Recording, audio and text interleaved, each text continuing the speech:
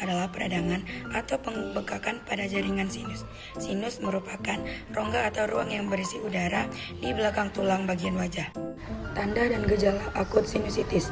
Yang pertama adalah lendir atau ingus, kental dan berwarna kuning atau kehijauan yang dapat mengalir ke bagian belakang tenggorokan atau biasa disebut dengan postnasal drip. Yang kedua, sulit bernapas karena hidung tersumbat. Yang ketiga, rasa nyeri dan bengkak di sekitar mata, pipi, hidung, atau dahi yang makin terasa saat membungkuk.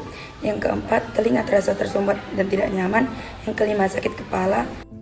Yang keenam, sakit pada rahang atas dan gigi. Yang ketujuh, penurunan indera pencium dan perasa. Yang kedelapan, batuk yang memburuk pada malam hari. Yang kesembilan, kelelahan.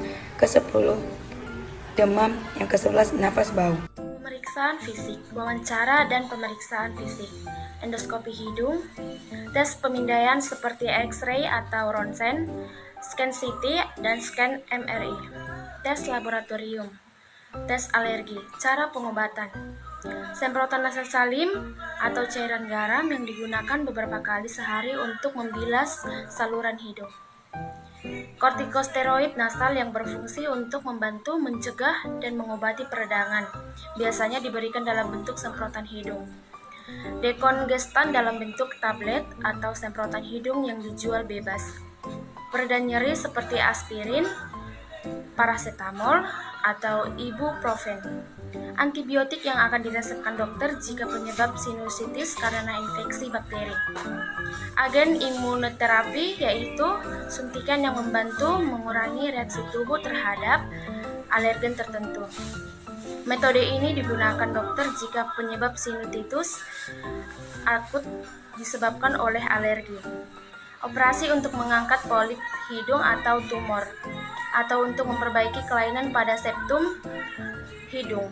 Operasi juga ditunjukkan untuk pasien yang mengalami penumpukan cairan pada sinus. Mengompres bagian atas hidung dengan kain basah dan hangat untuk meredakan rasa nyeri.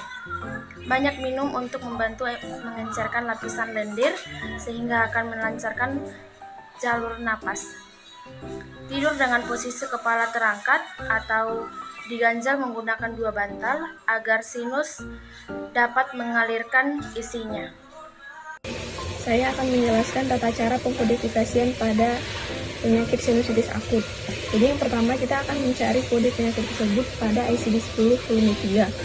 Kita akan membuka letter S, kemudian akan kita dapati penyakit sinusitis akut dengan kode J01.9 pada halaman 581.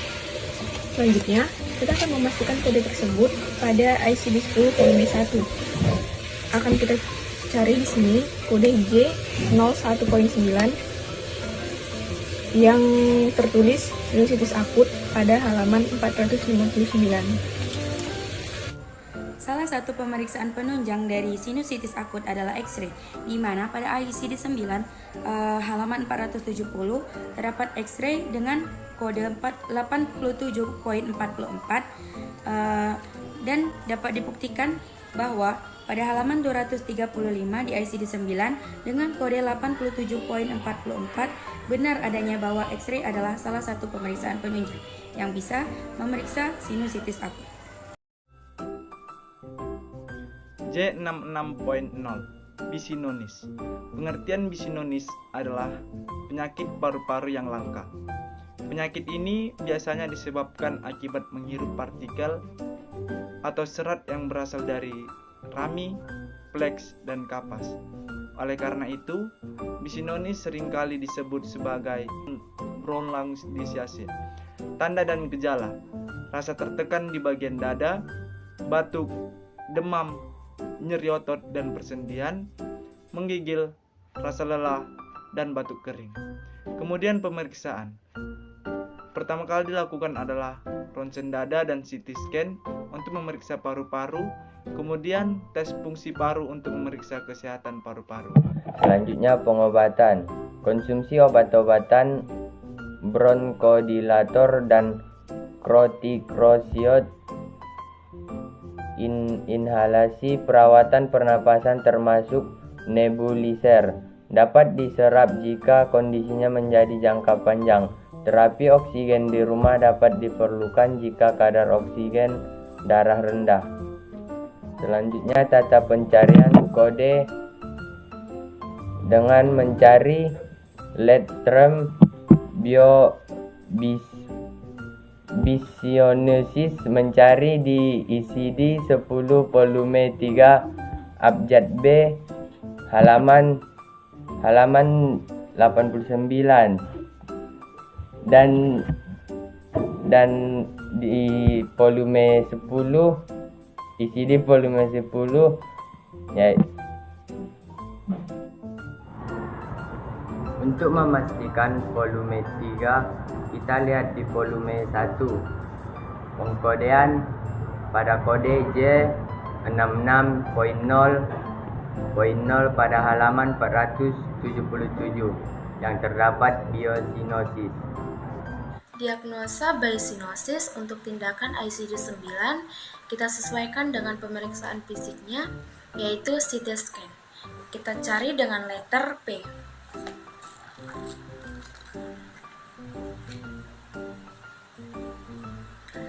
Terdapat dengan kode 8838. Untuk memastikannya, kita buka di halaman depan. Kita cari dengan kode 8838.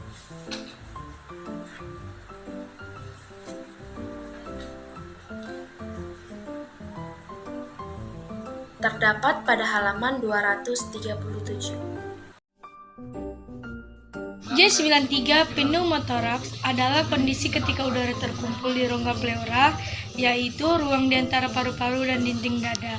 Udara tersebut dapat masuk akibat adanya cedera di dada atau robekan di paru-paru. Akibatnya paru-paru jadi mengempis atau kolaps dan tidak bisa mengembang. Tanda dan gejala: sesak napas, nyeri dada atau bau seperti tertusuk yang memburuk ketika menarik napas panjang atau batuk, keringat dingin, warna kulit kebiruan atau sianosis, jantung berdebar, lemas dan batuk.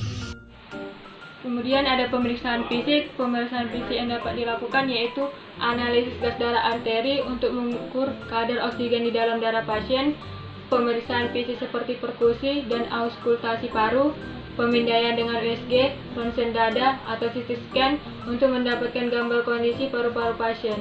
Selanjutnya ada pengobatan. Pengobatan yang dapat dilakukan yaitu observasi, pemberian oksigen tambahan, drainase udara, pleuredesis, dan operasi. Selanjutnya tata cara pengkodean. Untuk mencari kode pneumothorax, kita menggunakan ICD volume 3 dengan letter P.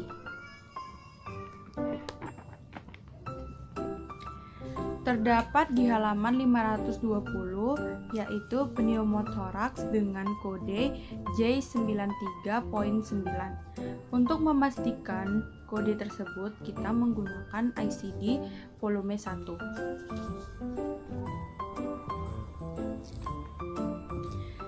Terdapat di halaman 482, yaitu J93.9 pneumothorax unspecific. Pertama kita buka pada halaman belakang dengan letter P, lalu kita cari pneumothorax dan kita dapati pneumothorax dengan kode 33.32 pada halaman 405.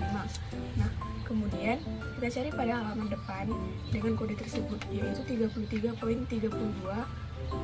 Didapatilah surgical collapse of lung 33.32 artificial pneumothorax for collapse of lung pada halaman 77.